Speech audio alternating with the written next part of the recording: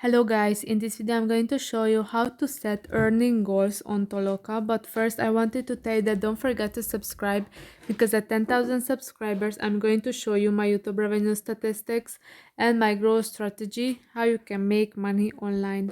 So first open the app, after that click on the three lines at the top of the screen, then click on the My Money and you can see the earnings goal section and you can set a goal for the week or month.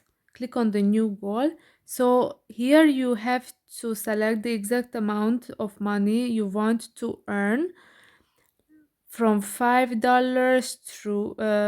to $100, and then you can select the time frame, week or month, and after that click on the create goal, and here you can check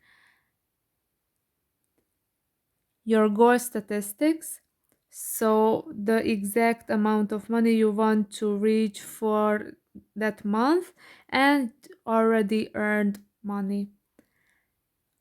And if you change your mind, you can delete the earning goal if you click on that trash bin at the top of the screen and click on the reset goal, and that's it. I hope this video was helpful for you. If it was, please consider subscribing and see you in the next one. Bye bye.